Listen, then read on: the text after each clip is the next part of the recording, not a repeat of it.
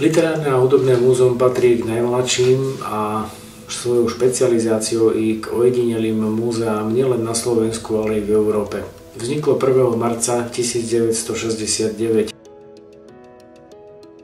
Zameriava sa na dokumentáciu literárnej a hudobnej kultúry regiónu Banskej Bystrice Brezna, ku ktorému sa viažu významné osobnosti slovenskej národnej kultúry a umenia, ako napríklad polyhistor 18. storočia Matej Bel, v Nemecku pôsobiaci hudobný skladateľ z obdobia baroka Jan Francisci a staviteľ nástrojov Michal Búľovský, predstavitelia slovenskej literatúry a hudby 19.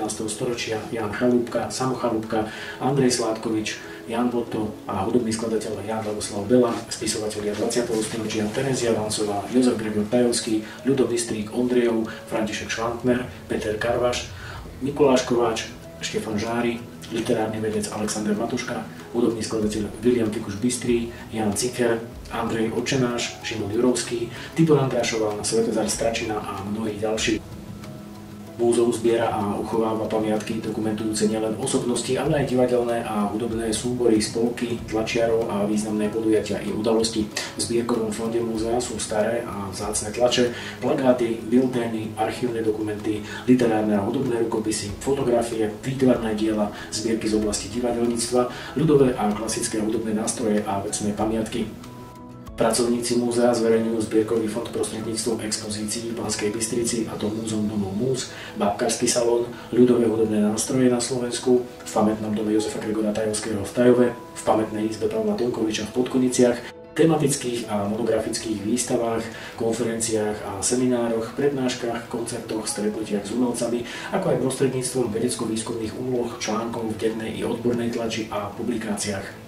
S úspechom pripravujú špecializované vyučovacie hodiny pre školy a tematicky zamerané audiovizuálne pásma a videopremietanie. Zbierkové predmety na požiadanie poskytujú bádateľom a záujemcom na študijné a vedecké účely.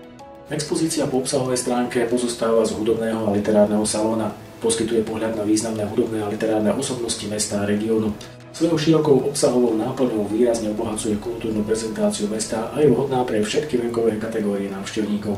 Je možné ju využiť i na rôzne špecializované podujatia, napríklad špecializované vyučovacie hodiny pre školy, besedy o živote hudobných a literárnych osobností, komorné umelecké programy a koncerty. Expozíciu doplňa videopremietanie podľa požiadaných návštevníkov, ale aj možnosť uskutočniť tvorivé aktivity a súťaže. Interaktívna expozícia mapuje bábkarské tradície na Slovensku, rodinu Stražanovcov, rodinu Anderleovcov, Antona Anderleho z Radvane, výrobcov bábok na strednom Slovensku, ochotnícke súbory, činnosť bábkového divadla na Rácestí, predtým Krajského bábkového divadla, ako aj činnosť rôznych amatérskych i profesionálnych výrobcov bábok. Časť expozície je venovaná slovenskej scenografke Jane Pogorielovej a jej manželovi divadelnému technikovi Antonovi Dušovi. Návštevníci si môžu vyskúšať vodenie bábok, zahrať bábkovú rozprávku, čítať rozprávku a potom ju aj zdramatizovať. Bábkarsky salón môžu využívať aj na hodiny výtvarnej a estetickej výchovy. Literárne a hudobné múzeum zabezpečuje na Slovensku výskum ľudových hudobných nástrojov. Tie patria medzi najstaršie umelecké prostriedky vôbec, sú základom ľudovej inštrumentálnej hudby. Na Slovensku tvoria v porovnaní s inými stredoeurópskymi kultúrami značne rozsiahly celok, ktorý v súčasnosti tvorí do 200 nástrojových typov. Expozícia obsahuje 250 ľudových hudobných nástrojov od 60 tvorcov. Väčšina z nich bola vyrobená v 20. storočí. Z druhovej skladby výstava prezentuje signálne, samoznejúce, vzduchozvučné a strunové nástroje. Najpočetnejší celok je venovaný píšťalám a z nich špecifickému slovenskému nástroju fujara, ktorý sa stal symbolom etnickej preukaznosti Slovákov.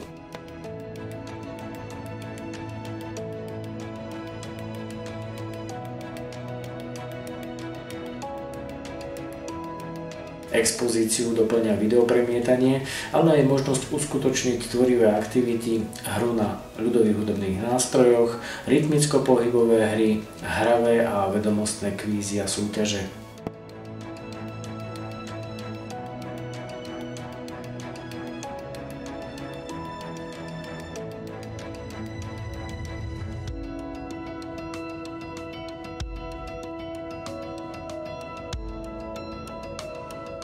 Expozícia v priestoroch obecného úradu je venovaná histórii a národopisu obce Podkonice a osobnosti rodáka, folkloristu, pedagóga, redaktora, dirigenta a skladateľa Pavla Tomkoviča.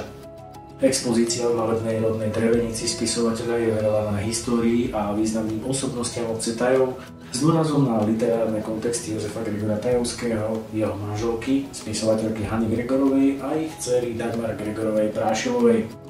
Vo vstupnom priestore pamätného domu sa nachádza malá expozícia venovaná ďalšiemu slavnému tajovskému rodákovi, vynálezcovi, maliarovi, kňazovi Jozefovi Murgašovi, dočasne premiestnená z budovy bývalej obecnej školy. Expozícia obce v jej historických súvislostiach mapuje slávnu hutnícku minulosť obce s ukážkou odievania a remeselnej zručnosti jej obyvateľov.